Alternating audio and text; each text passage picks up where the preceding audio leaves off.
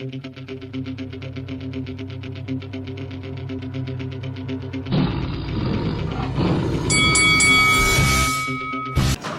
this is Eddie Hearn, and you're watching Lights Out. This is Faisal Khan for Lights Out, proudly sponsored by Spartans Law. We're here in London, Camden Town, and I'm delighted to be joined by the man who is going to be in charge of pulling off a huge upset on Saturday night in Wembley, Jesse Addison, the head trainer of Jermaine Franklin. First of all, Jesse, welcome to the UK. How are you finding your trip down here so far?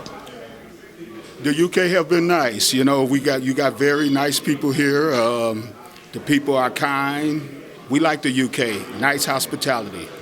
And how confident are you, Jesse, that we're going to get a huge upset this Saturday night when your man Jermaine Franklin steps in the ring with Dillian Whyte? I'm 100% comfortable that we're going to get the victory. I'm looking for a knockout. I'm looking for Jermaine to go in and take charge of this fight. And we most definitely will get the victory. We've been working hard. We've been working early mornings, late nights, and hey, we want it. A lot of people in the UK are still asking that question. Well, we've never really heard much of Jermaine Franklin. Who is he? What does he bring to the table? Talk to us about Jermaine. I mean, how long have you guys worked together? What type of a fighter he is? And what can the UK fans expect to see from Jermaine in the biggest fight of his career come Saturday night against Dillian Whyte? Jermaine Franklin is an awesome fighter. I've been working with Jermaine for over 10 years now. I started as an amateur. He started as an amateur with me. We went through the amateur rankings. He won Golden Glove Nationals runner-up. The year after that, he won the championship. And so, you know, it's just been a huge ride working with this guy. He's such an athlete. He got so much desire in his heart to win. And when his stepdad brought him to me, he said, Jesse, we need to take Jermaine to another level, and you're the right guy. And hey, we've been winning ever since.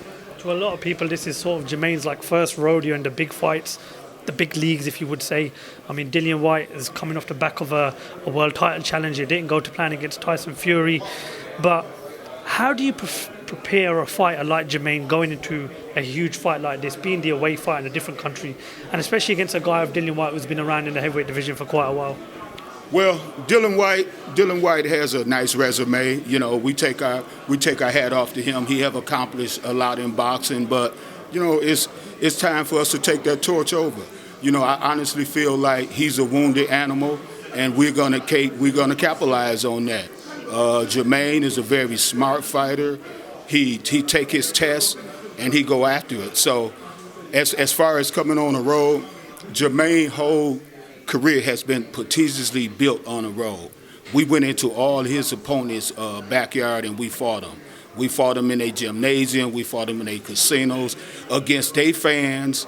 And so, you know, this is not new to us. We grew to this, you know. We ready for this. We will go to hell and fight Dillian Whyte if we have to. So we welcome this challenge.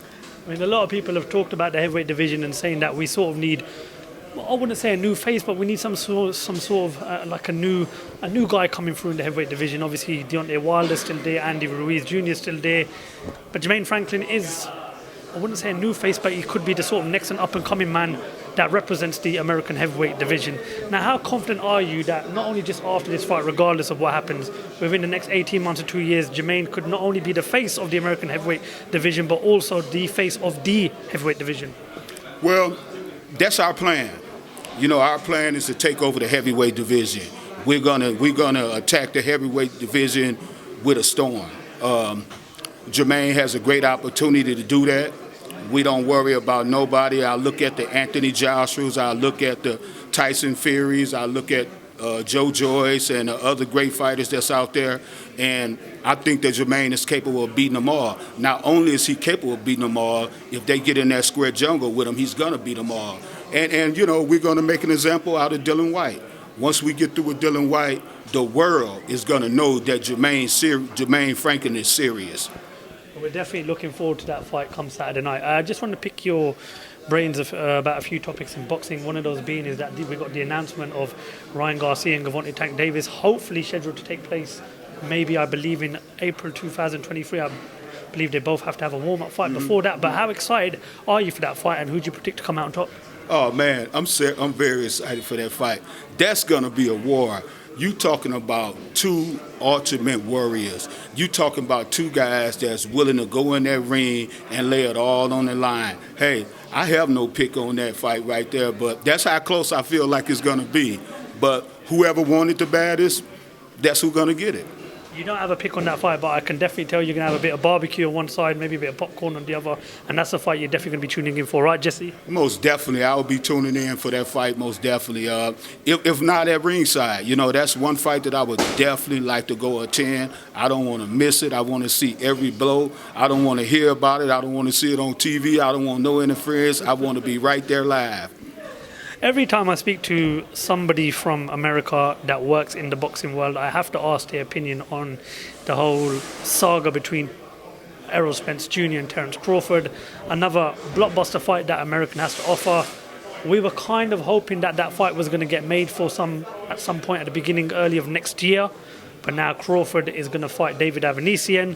I believe Keith Thurman has been ordered as Spence's number one mandatory challenger. Talk to me, Jared, as why that fight has not happened yet. Well, I think that, you got a lot of overhead. Just like with any other business, you got a lot of overhead there. And so I think that's where the issue is. I think them two guys want to fight each other. They want to prove who the best is. Errol Spence is a great fighter. Terence Crawford is a great fighter. And the best want to fight the best. If it were left to them two guys, they probably would glove up tomorrow. After they iron everything out, we'll see it. Jesse, before I let you go, how does the fight end on Saturday night? Oh, the fight ends on Saturday night with Dillian Whyte getting off the canvas. There's no other way. Hey, we come here to seek, kill, and destroy. We ain't taking no prisoners. Top man, Jesse, a pleasure talking to you. Best of luck for Saturday night. We look forward to speaking to you after the fight. Thank you, sir. It's been a great opportunity. Thank you.